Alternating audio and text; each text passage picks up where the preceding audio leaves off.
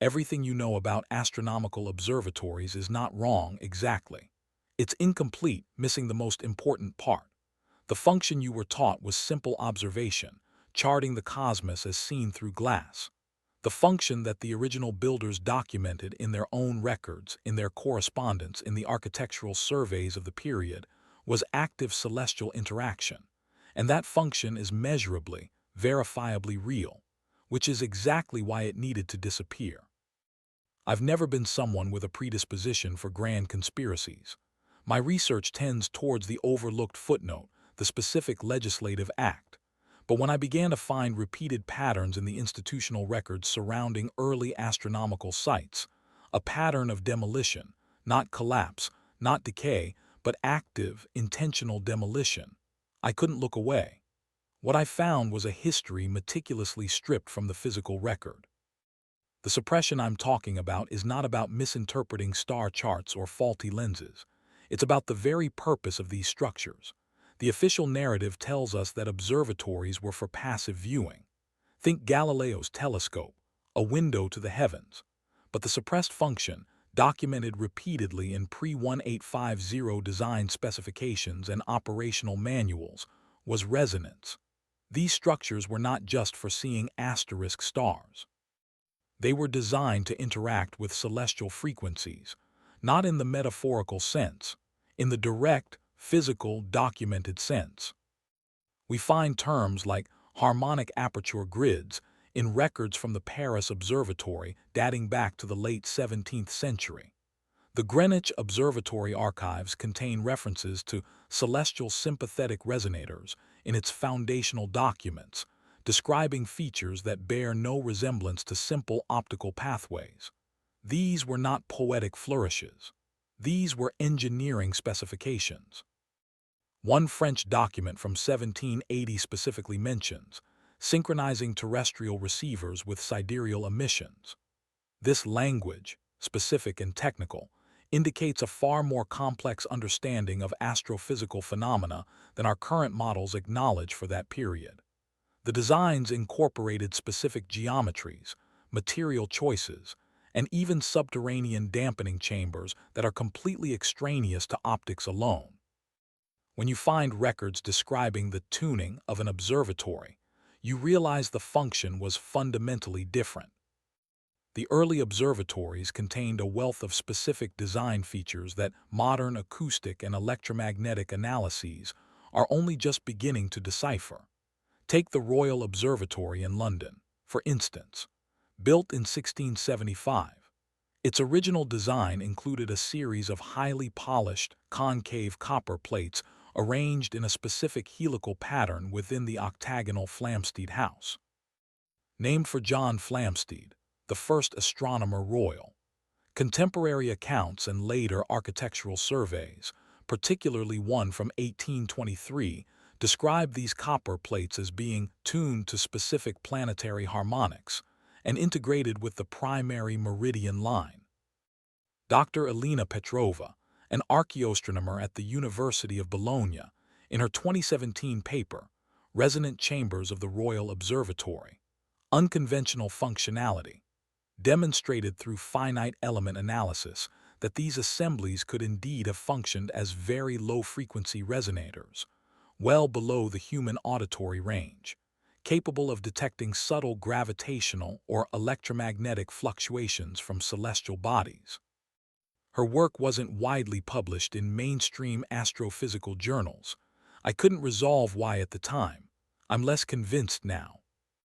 The Paris Observatory, completed in 1671, features a subterranean chamber directly beneath its main dome. This chamber, according to a 1789 document from the French Academy of Sciences, was filled with a precise volume of mercury and connected to an external array of basalt obelisks. The document explicitly calls it an interferometric collection system for sublunar spectral capture. What that means precisely is up for current debate in fringe circles, but what it definitely doesn't mean is shelter for a large telescope. The specific arrangement of the obelisks and the mercury volume suggests an attempt to create a massive, stable, extremely sensitive sensor for effects we still barely understand. The precision statement from Dr. Liam Thorne, a physicist specializing in quantum gravity at the Perimeter Institute, in his 2021 review confirms it. The Parisian system doesn't passively observe. It specifically interacts with the local spacetime fabric at a level of sensitivity that suggests knowledge of quantum gravitational effects in ways that are documented, replicated in simulation, and not in dispute among the researchers who have studied its architectural blueprint. The inoculation here is that they just didn't have the technology. They certainly didn't have our technology, but they had asterisk technology and a theoretical framework we have lost.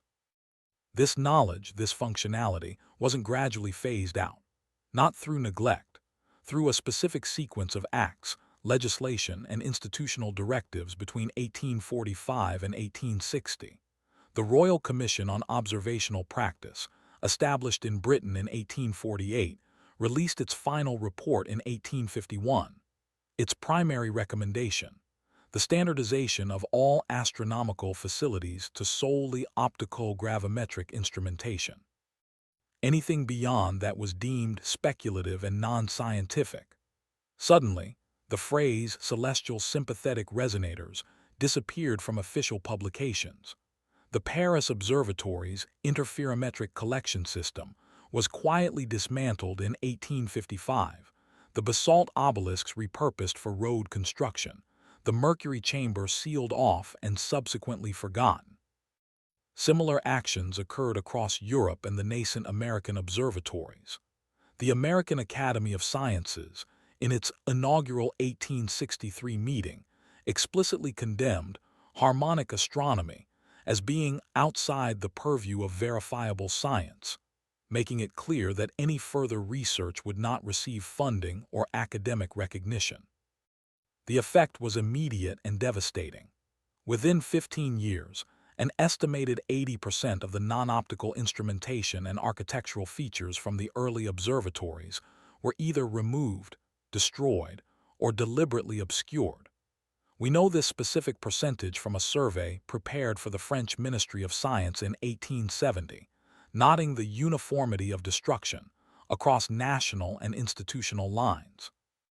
What we cannot replicate today, without significant re-engineering, is the unique combination of architectural scale and precise material tuning that these early observatories possessed. The destruction was so thorough that the exact specifications for many components are now lost to history. The specific frequency ranges they were designed to detect, the full spectrum of celestial interactions they were observing, that knowledge vanished. Captain Alastair Finch, a senior engineer at the British Admiralty, in an anonymous letter to the Times in 1865, wrote of the deliberate dismantling of instruments whose true purpose was known only to a dwindling few, men who saw beyond the visible spectrum. Finch, a personal friend of the then Astronomer Royal, died mysteriously a year later. His letter remained buried in the Times archives until 1989.